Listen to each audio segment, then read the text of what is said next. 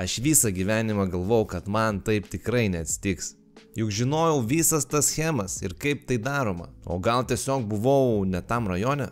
Istorija, kaip iš manęs pavogė telefoną. Kaip iš viso veikdavo šitą schemą tarp 2000 ir 2010 metų. Tai jį veikdavo labai paprastai. Susimesdavo 3-4 morazėliai į vieną grupę dėl saugumo ir sklandaus plano įgyvendinimo. Aišku, jie turėjo būti vyresni, nes jeigu ne ant to užsirausi, tai dar ir į barzdą gausi. Dažniausiai kišenį kažką nešiodavosi, situacijai nukrypus į kitą pusę. Įsternai, o tai kas tas kažkas?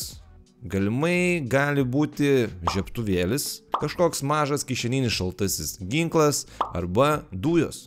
Ieškodavo žmonių, kurie yra ne vyresni nei patys nukelinėtojai ir yra mažesnėse grupėse. Tai padidindami savo šansus nukelimui, eidavo per įvairius rajonus, per rajono užkampius ir ieškodavo aukų. Idealiausios vietos buvo tos, kur pabėgimas yra lengviausias. Tarp kiemų, kažkokių pastatų arba tiesiog toliau nuo miesto centro šurmulio. Dažniausiai išduodami klausimai ant pasigavimo. Turi paskambinti. Kiek valandų? Turi parašyti. Sakykime, tu pasirinkai pirmą variantą ir pasakai, kad neturi sąskaitoj. Seni, iš karto pasigavai. Nukelinėtojas irgi nedurnelis. Jisai yra apmąstęs daug dalykų. Tais laikais marozėlį nešiodavosi kortelę su savim. Kad į tavo telefoną įsidėt savo kortelę ir parašyti arba paskambinti draugeliui. Kaip vykdavo šitie parašymai ir paskambinimai. Tu duodi telefoną, jis įsimeta savo kortelę, arba apsimeta, kad kažką rašo, arba apsimeta, kad kažkam skambina, bet jeigu jau įtikinamiau, tai iš anksto būna suplanavęs kažkokią tais istoriją su savo draugeliu, kuriam skambins, jam skambina, kažką lelekina per tą telefoną, po kelių minučių tu jau žiūri, kad jisai tolsta, jo draugeliai, kurie stovi aplink tave kažkaip tai bando užkalbėti, atitraukti dėmesį nuo to, kuris su tavo telefonu. Vieną kartą atsisuki, kitą kartą užsisuki ir žiūri jau, kad to žmogaus su tavo telefonu nebėra. Kaip seni, magas jisai gal kažkoks rajono? Gal jis turi kažkokias magiškas lakerkas susidėjęs, kurios skraidyt gali?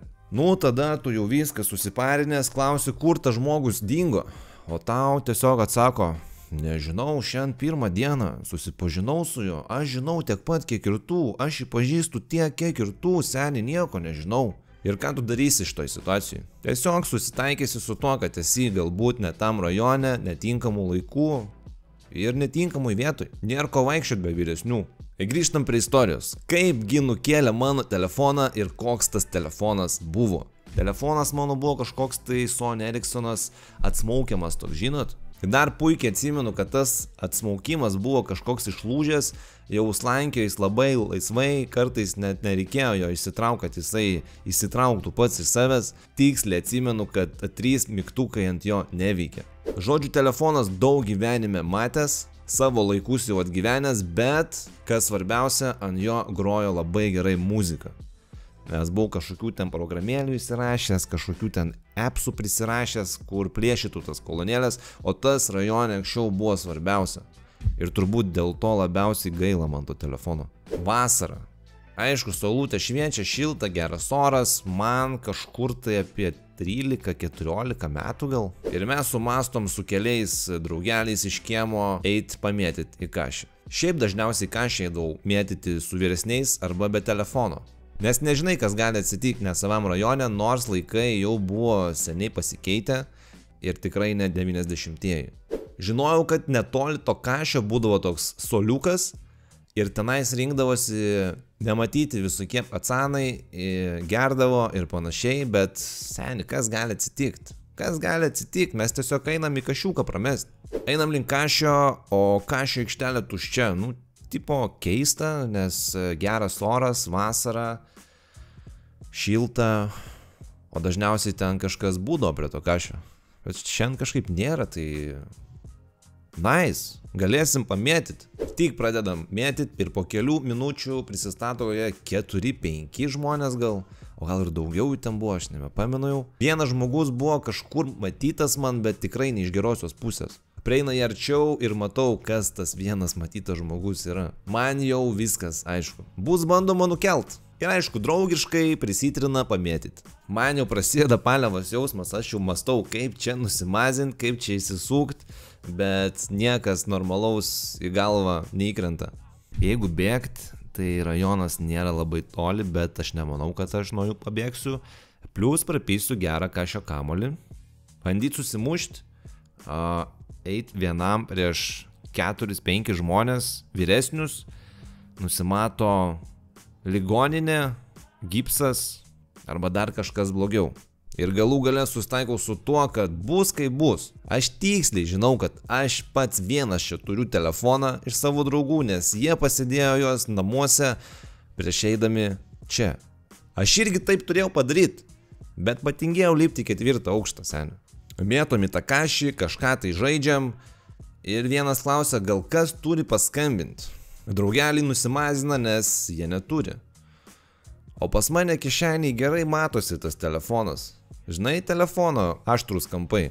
Ir tada, aišku, visų pacanų akis į mane. Ir aš taip žiūriu, kad tiesiog reikia įsitraukti telefoną ir duoti jam pasuk, nes kitų variantų nelabai yra. Arba žemduosiu, arba jisai padarys žmoną, a.k.a. apieškojimą, apieškos mano kišenės ir ras tenais telefoną. Bet man šauna į galvą viena geniali mintis, geniali idėja, kaip galimai apmažinti nukelimo rizikas. Sakau, skambink, bet iš mano rankų ant garsiakalbio. Jisai sutinka su to, galvoju, okei, apmažinau rizikas, galbūt ir nenukelš čia manęs niekas, viskas bus gerai. Ir aišku, dabar prasideda visa schema, ką ir pasakau prieš tai. Pirmas žingsnis tai ištraukti mano kortelę iš telefono ir persidėti savo, nes jisai numerio tai neatsimena atmintinai, o jam reikia paskambinti draugui. Dabar kai pagalvoju, tai labai malonus žmogus iš tikro. Kortelės neišmeta kaip kiti nukėlė telefoną, o man tvarkingai ją paduoda, kad aš galėčiau saugoti numerius telefone ir panašiai. Tai ačiū tau, malonų žmogau, kad rūpinėsi mano kontaktais. Galimai jis irgi žiūri šitą video. Tai jeigu žiūri šitą video, galimai gal nori paspausti laiką ir pasubscribinti kanalą, jeigu nesi dar subscriberis, kartu su varpeliu, seni. Būtų malonu iš tavo pusės bent tiek, žinai. Žodžiu, tai grįžtam prie temos, persidėjus tą savo kortelę į mano telefoną ir bandom skambinti jo draugeliui. Kaip jūs galvojat, kas atsitinka tada? Įjungiamės tą garsiakalbį, o garsiakalbis pasirodo neveikia. Ir tada aš atsimenu, kad jo kartais jisai užgliūčina ir jisai neveikia, seni. Ir tada mintyse aš jau atsisveikinu savo telefonu, aš jau jį palaidojau, aš nebeturiu jo jau, jisai jau nebe mano, viskas, seni. Žinai, pagalvojau, kad galbūt man jau laikas keisti telefoną, tai vietoj to, kad jis kažkur ten gulės sekcijui numestas, geriau žmogui padovanoti. Galbūt jam jo labiau reikia nei man. Pasidalinsiu tuom, ko jisai gyvenime galbūt nėra niekada turėjęs, bet visada svajojo turėti. Į telefoną nukelia tikrai ne iš gero gyvenimo. O aš tai jau gausiu kitą, geresnį. Aišku, aš čia tik taip įtikinėjau save. Svarbiausia, gyvas veikia, žinai, seniui. Viskas yra gerai, nes galėjo būti blogiau. Schema toliau vykdoma palei planą. Jis kalba telefonu, kažką tipo ten lelekina ir jau matau, kad po biškį tolsta. Jo draugelį mane kalbina, iš kokio aš čia rajono, su ko aš čia sueinu, į kokią aš čia šūlę einu. Žodžiu, paramušinėja informaciją, kur kas kaip. Aš jau nors esu susitaikęs tą mintim, kad telefonui jau viskas, bandau sekti jį akimis, kuris eina ir panašiai, ir jau bandau po biškį eiti link jo, nes pagalvojau, galbūt yra koks mažas šansas, kad ateis vyresni iš mano rajono, iš mano kiemo ir kažkas čia galbūt įvyks dar, bet kažkoks atsitiko momentas, kur aš nepamenu kaip jam taip išėjo nukreipti mano dėmesį, aš užsisukau, nežinau, ant 10 sekundžių, atsisuku ir bachurėlis dingo tiesiog.